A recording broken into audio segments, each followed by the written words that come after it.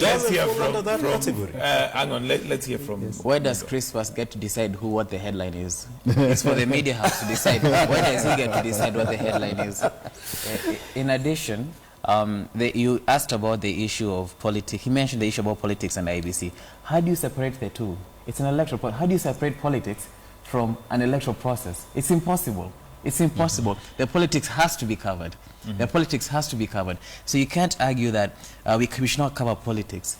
Politics is what we do. I think I'm being misunderstood. Let me finish. You've stopped your time. You made a comment. You know, it is an unfair judgment on me as a person. This is what I'm saying. It is a political process. Fine. But find time to highlight other issues. This fear that you have of politics is irrational, because politics is everywhere. You made a comment about the makeup, the gender makeup of this set right now. Yeah. That could be a political comment. But actually, no. So should we stop? That's why we have women. Politics. Women. By the way, for your information, Mwenda and Clay, you know, certain matters, it depends with the community. Like that slur you're talking about in the Rift Valley, it is a big issue. And that's what was covered. No, come on. But Christmas, you're contradicting yourself, because you said it's a non-issue. It is not newsworthy, but in that community it's a big issue. So maybe that's why it made it to the headlines, because to the community it is an issue. When you make a comment like that, it has implications. I'm contradicting myself. I'm very clear on this. I'm saying it doesn't matter whether it was said or not said. The question is, are we responsible enough?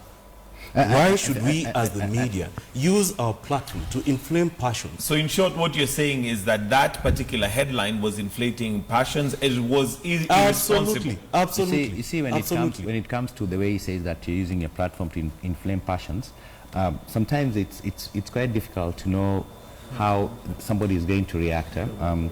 Just the other day when we did the story about IEBC, one of the photos that we used on the front page, I think, was of the photos we used on the person whose photo was used on the front page actually was not very happy.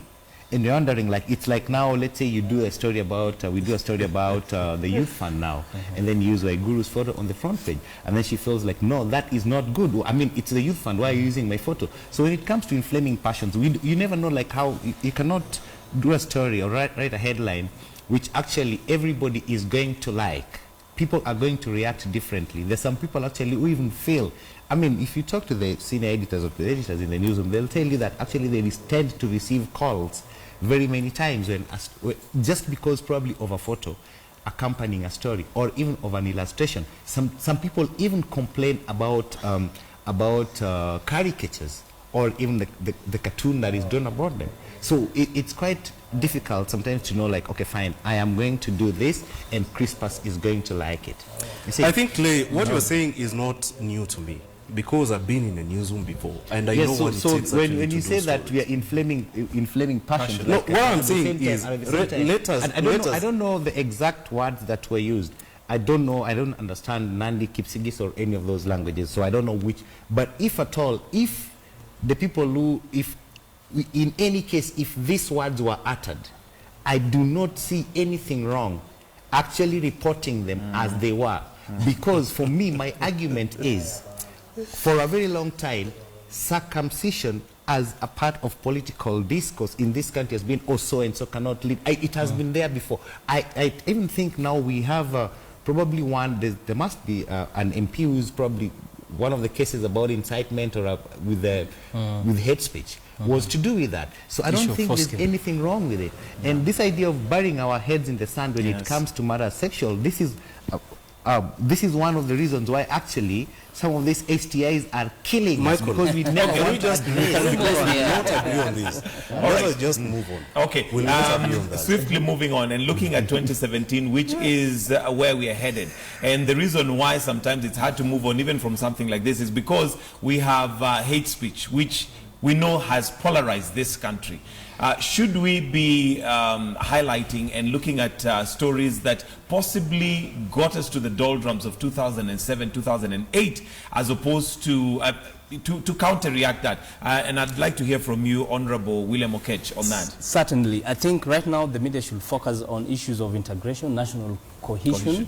Because when you look at what is happening, it's very worrying, it's very alarming. Recently, a very senior person in government, a member of the ruling coalition, went to a church and made utterances to the effect that Liwe Liwalo, whatever it takes, they have to secure the governorship in Nairobi. Where I come from, in Nyanza, the language right now is that power is not bequeathed, power is grabbed.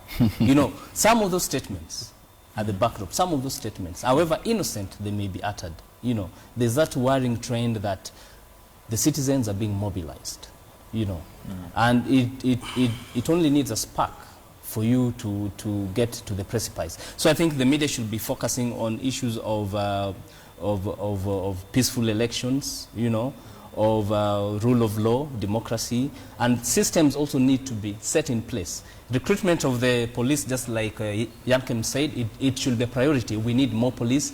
Our institutions should be working.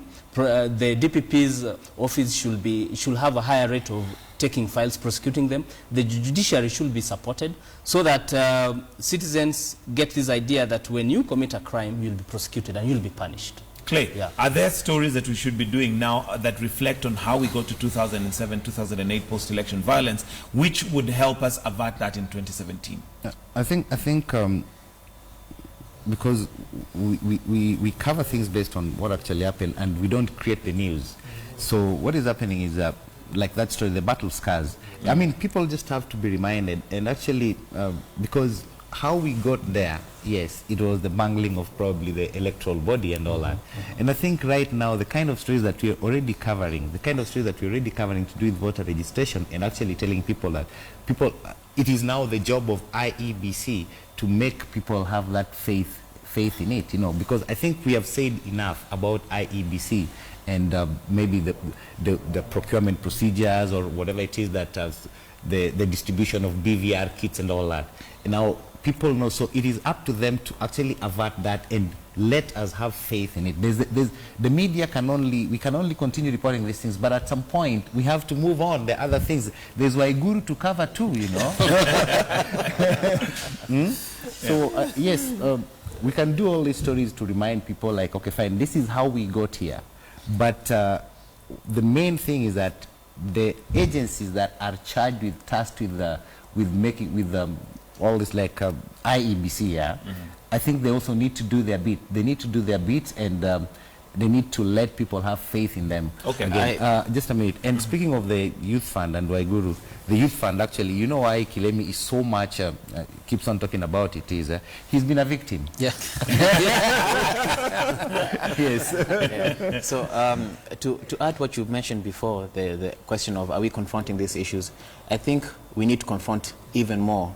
We're having people talking, making statements that we need to ask, what does that really mean? What are they signaling? I don't want to pick on the former PM, but he said that he's not going to go to the judiciary if in the next election. What does that mean? What does that mean? In case there's a problem, he won't go to the judiciary. What does that mean for Kenya?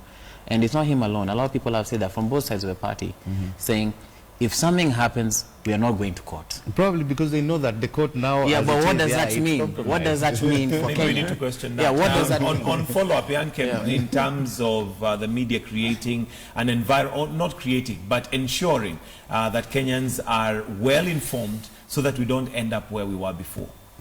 Because at this rate, it looks like we could end up there, given the kind of polarized statements that are being made left, right, and center. I think I would agree that the media has done extremely well in terms of highlighting the issues to do with the country's preparedness towards next year's election. But I think what we need to focus on is what we said, national integration, the preparedness of IEBC. Basically what we are saying, the institutions that are relevant in terms of preparing a country for an eventful time like the one we are looking forward to next year. But again, I'm glad that certain issues that we've been talking about here before on this forum have started being picked up. For instance, the series that we talked about, the ballot scars on KTN, these are relevant stories that we are glad you are giving prominence to. I think yesterday again, one of the local dailies picked up health issues, which was very important. You remember we talked about the state of our health sector in the country, which is commendable. Okay. Yeah. Honorable Ketch, in terms of ensuring we avert 2007-2008 scenario. Yes. Or at least make sure that the electorate is informed. Yeah, there's all stakeholders, not only the media, but government, non-government organizations. We need to invest a lot on civic awareness, civic education, so that people need to be informed about most of the basic of issues, that every Kenyan has a right to live and stay anywhere, own property anywhere, register and vote anywhere in the country. And I think the National Cohesion and Integration Commission, it needs to bite rather than just backing. Yeah, because we've seen politicians issuing all manner of inflammatory statements and little much. And also the office of the DPP, I think he should focus more on issues of hate speech and incitement. Okay, yeah. Clay, and just to add on before Clay jumps in, it is important for us now. Sorry, I'm not jumping in. I was going to ask you. Yes. Whatever the case, I don't know where Patrick is today. Clay will tell us later. What we are saying, the other important aspect is to keep tabs on the cases of political violence and incitement. We know there are quite a number of politicians who are facing hate speech charges in court. Where are we? These are issues that we need to bring out so that it can be a deterrent to other would-be hate mongers in this country. But of course now, and that's where I was coming, Clay, is to do with the judiciary, because currently it has taken a blow and a beating because of just cases of graft. We now have 3 Supreme Court judges who are, going to be probed. And this, again, is at a very, very critical time. Should we, how do we take up this story and ensure that by the time we get to 2017, hopefully we have a judiciary that people have confidence in? Because just like the IEBC, we need a lot of confidence in the judiciary. Yeah, you see, like, the most that we can actually do is probably bring out the issues, like in the event of a presidential petition, I mean, and the Supreme Court is not well constituted, then we can only bring out the issue, some of the problems that might arise, and probably the constitutionalism and all that. But you see, it is very difficult for us, or the most we can do as a media is probably to put pressure on either if, let's say, these people are suspended, or if they're being probed and tribunals are set up and they're suspended, is only to put pressure on the JSC to act fast and appoint and make sure that the bench is complete. But still, the other, I think that the number of days, there's also the time limits. Like, okay, fine, we cannot just put pressure on them today and then they appoint tomorrow. But I think there's also constitutionalism, like how long it takes before they start the process. So the most that media can do is actually keep on highlighting, because we would not go and sit and do this thing ourselves. So we can just keep on highlighting and keep on highlighting all these issues, the failures of IEBC where we fail there, the failures probably of JSC, and probably the pitfalls and the pitfalls in the judiciary and how it might lead to a constitutional crisis and stuff like that. And what we should not let our feet off the gas, you know. We should actually keep on pushing. And as Okech says, there are many more other issues that we need to raise, not just reporting like, okay, fine, not just doing the battle scars.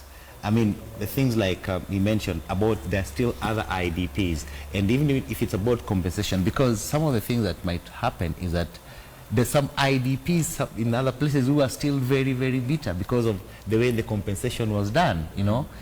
It was not equitable, you know. So there's so many other, these are some of the issues that we need to raise.